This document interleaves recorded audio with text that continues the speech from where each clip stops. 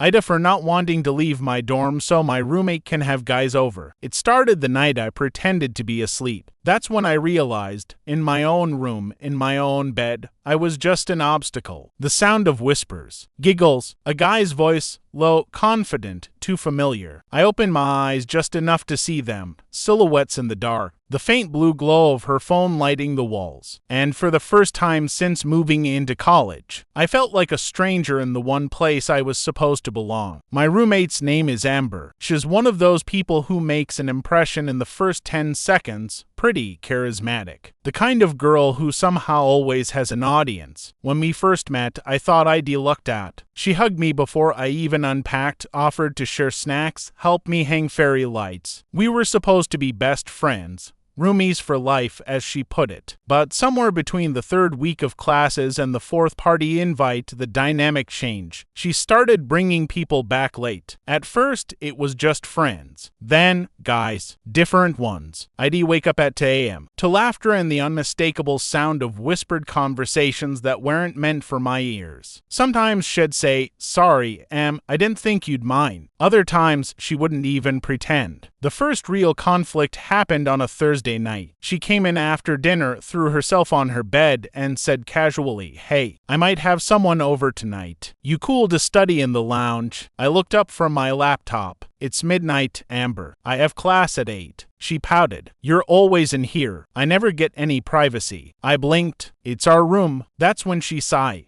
This long, dramatic exhale like she was being oppressed. You know, every other roommate lets their person have some space once in a while. It's kind of what normal people do. I didn't know how to respond. I just said no. She rolled her eyes, muttered something about how some people just don't get it, and left. I thought that was the end of it. But the next morning, there was a note on my desk. "Hey, sorry if I made you uncomfortable. I'll try to give you a heads up next time." It looked sweet, but something about it made my skin crawl. Because she wasn't apologizing for bringing guys over. She was apologizing for making me say no. Over the next few weeks, it got worse. If she wanted the room, she'd text me things like, "You should go study in the library tonight. I heard it's super quiet there," or "Don't you have that project to finish?" Perfect night to get some alone time. At first, I brushed it off, but soon it became obvious. She was trying to train me. Every time she brought someone, I'd feel pressured to leave. If I stayed, she'd act tense and cold for days. One night, I came back from a late study session and found a tie on the door handle. Classic click. Except this wasn't a frat house. It was a dorm room. Our dorm room. I stood there for a long time, staring at that stupid piece of fabric, and realized I was waiting for permission to enter my own space. The next morning, I confronted her. I said, "Amber, this isn't working. I can't keep leaving every time you want to hook up. I live here too." She froze, then smiled, that fake, syrupy smile she uses when she's cornered. "It's not like I'm asking for much. I just want some privacy." "You have privacy," I said. "When I'm in class, when you're showering, when I'm asleep. But this..."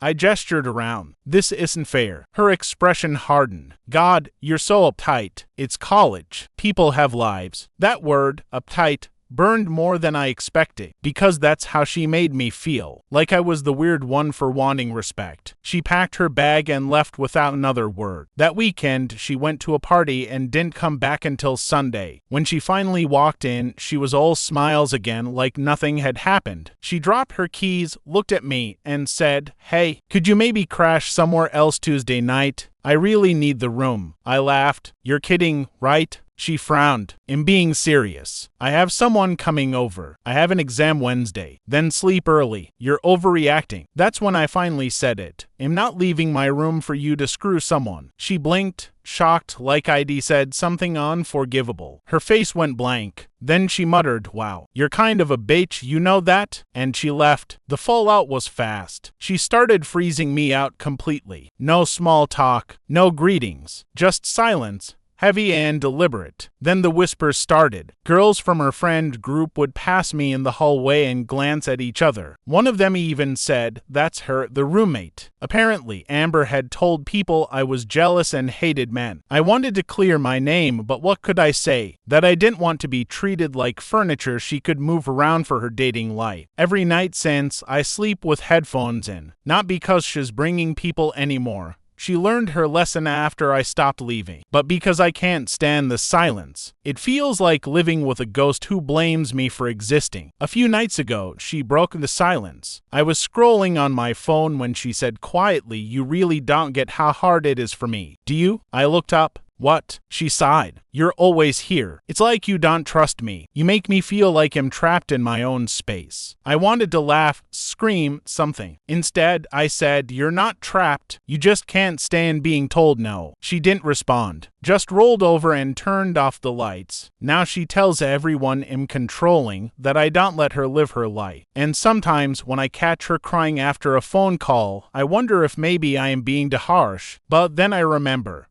I pay rent. I pay tuition. This room is the one place I can breathe without needing someone's permission. So no, I won't leave. Not for her boyfriends, not for her comfort, not for the sake of looking chill. Because if protecting your own space makes you the villain, then maybe some people deserve a villain. TLDR. My roommate constantly asks me to leave our dorm so she can have guys over. When I refused, she called me controlling and started telling others I was uptight and jealous. I don't think I should have to leave my own room so she can have sex. So, aitah for standing my ground, even if it makes me the bad guy in her story. Part to the room wasn't safe anymore. It started small. The kind of thing you'd almost miss if you weren't paying attention. A missing hairbrush, a half-empty bottle of shampoo, a hoodie that wasn't where I left it. At first, I thought I was imagining things. I'd been so on edge after our argument that I figured maybe I just misplaced stuff. But then the whispers started again. This time, not in the dark, but when I walked past groups of people. Someone would laugh. Someone else would glance at me, then quickly look away. And it wasn't my imagination. One afternoon, I was heading to the dining hall when a girl I vaguely knew from my psychology class pulled me aside. She said, "Hey, is it true you don't let Amber have visitors because you're, like, into her?" I froze. "What?" She shrugged. "That's what people are saying. That you freak out when she brings guys over because you're jealous." I felt my stomach twist. That's not true. Yeah, I figured. It's just that's what's going around. When she walked away, I realized something chilling. Amber wasn't just venting. She was building a story. Over the next few weeks, she became a master of manipulation. She'd act sweet and friendly in front of others, then turn I scold when we were alone. She'd make comments like, "You don't mind if I have someone over tonight, right? Oh wait, you always mind." Or, "It's fine, it'll just tell him you don't like men in your personal space." Every sentence was a weapon.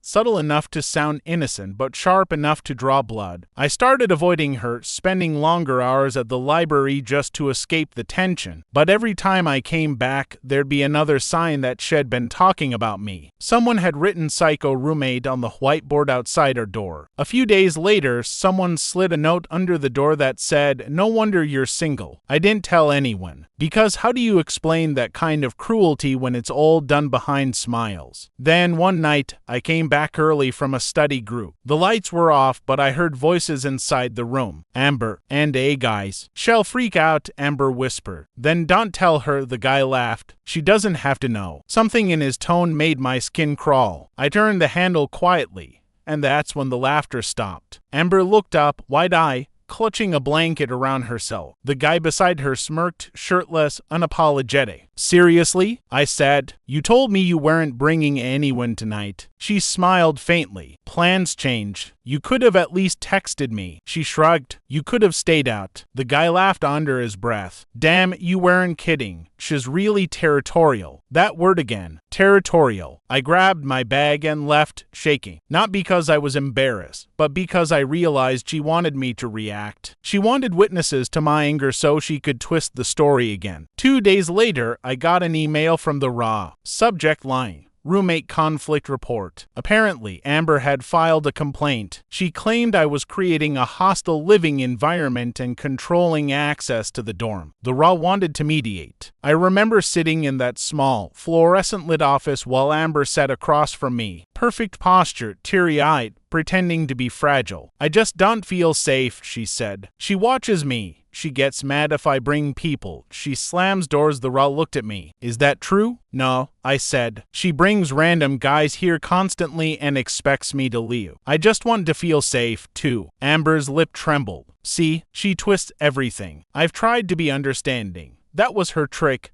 Make herself the victim first. The meeting ended with the Ra suggesting we set boundaries and respect each other's needs. Nothing changed, except now she had official documentation that painted me as the problem. After that, I stopped speaking to her completely, not out of anger, but because I was afraid of giving her more ammunition. We lived in total silence. No greetings, no small talk, just the sound of keyboards, showers, doors closing. It should have been peaceful, but it wasn't. One night, I woke up to the faint sound of typing. Amber's laptop screen was glowing. She was messaging someone. I only caught a glimpse of the chat before she minimized it, but I saw my name. She's a sleeper. You won't believe what she said earlier. I turned away, pretending not to notice. That's when I realized this wasn't about privacy anymore. It was about power. The next morning, something was taped to our door, a screenshot of me. An old message from months ago when I'd vented in a group chat about her bringing strangers over. Someone had written across it in red marker,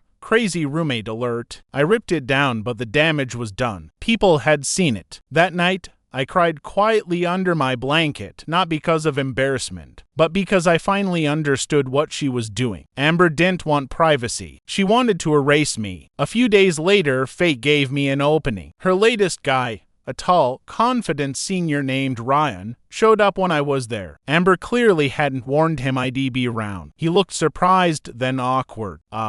Should I come back?" he asked. She laughed nervously. "No. It's fine. She's just studying." But he noticed how tense the room felt. When Amber went to the bathroom, he turned to me and said, "You two really don't get along, huh?" I shrugged. "Not anymore." He hesitated. "She said you tried to kick her out once. That true?" I looked at him directly. "She's lying. But you'll figure that out yourself." He didn't say anything, but he left early. And the next day, she was furious. "Did you say something to Ryan?" she hissed. "He doesn't want to hang out anymore." I looked up from my laptop. Maybe he just saw who you really are. For the first time, she didn't have a comeback. Just silence, cold and loaded. A week later, she moved out. No warning, no goodbye. Just an empty bed and a faint smell of her perfume that lingered for days. She had transferred dorms. Apparently, she told people she couldn't live with a controlling, emotionally unstable person anymore. I didn't even fight it. I was too exhausted. But when I finally unpacked her side of the room, her posters, her leftover notebooks, her drawer, I found something under her mattress. A Polaroid. It was me, sleeping. The flash must have been off, but the picture was clear. My hair, my blanket, my side of the room. My hands were shaking when I held it. Because suddenly, every weird noise, every faint click I'd ignored at night, it all made sense. Amber didn't just want me gone. She wanted proof that she could invade my life completely. Now, months later, people still whisper when I pass. Some think I was obsessed with her. Others think she was. Maybe both are true in different ways. All I know is that sometimes, when I'm alone in my new dorm, I still wake up in the dark, half expecting to see the faint blue glow of a phone camera pointed right at me. TLDR, my roommate constantly pressured me to leave our dorm for her hookups, then turned the whole dorm against me when I refused. After she moved out, I found a photo of myself sleeping under her bed. I stood my ground, but now I wonder if winning cost me my peace of mind. Part 3. She left, but she didn't leave me alone after Amber moved out. The silence felt strange, not peaceful, more like the silence after an explosion, when your ears are still ringing and you can't tell if you're safe or just stunned to notice the danger. For the first few days, I told myself it was over. No more whispered rumors. No more laughter through the walls. No more pretending to sleep while feeling her eyes on me. But silence has a way of making ghosts louder. The first weird thing happened a week later. I got an anonymous message on Instagram. "Does it feel lonely without her?" No profile picture. No name. Just that. I didn't respond. I blocked the account. 2 days later, another message appeared. Same wording, different account. "She still thinks about you, you know." It wasn't signed, but I didn't need it to be. I could almost hear her voice in the words, that sweet, venomous tone she used when she wanted to sound innocent. Amber had always been good at that. making cruelty sound like care. Then my stuff started disappearing again. A pen, a notebook, a mug. At first, I blamed myself. But then, one morning, I found a photo slipped under my door. It was my new desk, taken from inside the room. I froze. The angle was from my closet, the same place Amber used to stand when she'd FaceTime people late at night. Except she didn't live there anymore. I searched the room, shaking, looking for any hidden camera, any sign someone had been inside. Nothing. I even went to the campus security office, but they just shrugged. No sign of forced entry, they said. Probably a prank. But who would prank me like that? Who else would know how to get in or where I kept my things? The next few weeks blurred together. I stopped sleeping well. Every creak, every light flicker made me jolt awake. Sometimes, when I passed a mirror, I swore I saw someone behind me, only to blink and find nothing. Then came the notes. Folded pieces of paper slid under my door, always at night. They started simple.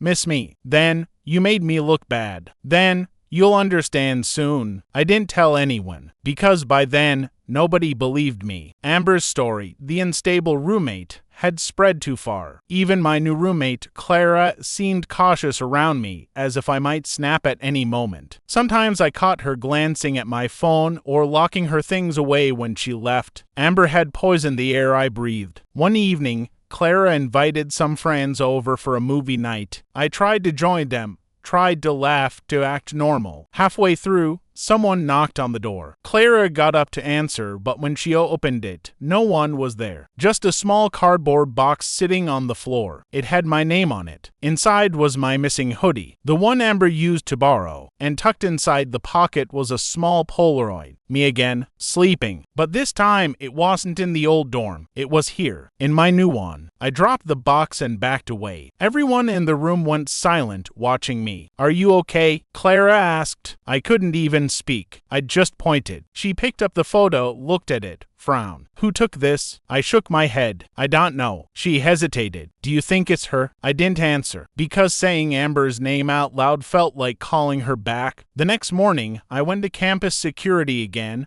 this time shaking, furious, desperate. I showed them the photo. They promised to look into it, but I could tell from their faces that they didn't believe me. The girl with trust issues. The unstable one. Amber had made sure my truth sounded like madness. That night, I decided to confront her. I found her dorm building easily. I memorized her room number back when she first moved. I stood outside her door, my hand trembling before I knocked. She opened it after a moment, wearing that same soft, fake smile that used to make my skin crawl. "Oh," she said, tilting her head. "It's you." "Stop," I said. "Whatever this is. The photos, the messages, the notes. Stop it." She blinked, feigning confusion. "What are you talking about?" "You know exactly what I'm talking about." Amber sighed, leaning against the doorframe. "You really need help, you know that?" My throat tightened. "You're lying." "Am I?" she said softly. "Or are you just trying to make me the villain again?" Her tone shifted, not angry, but pitying, almost gentle. The same way she used to talk to people right before she ruined them. "Go home," she whispered. "Get some rest." Then she closed the door. When I turned to leave, I noticed something taped to her door. A small photo of her, this time laughing with her new friends. Except someone had scribbled over her face in black ink, "Heart deep," over and over. I stood there staring, because for the first time I wasn't sure if I had done it. There were gaps in my memory lately. Nights I didn't remember falling asleep. Mornings where my phone's camera app had been open in the background. What if Amber hadn't come back? What if I was keeping her alive in my head, and I was the one who couldn't let go? Now it's mid-semester. Clara moved out, saying she needed a calmer space. I live alone again. The notes stopped. The photos too. But sometimes when I open my closet, I swear I catch a faint scent of Amber's perfume. And once,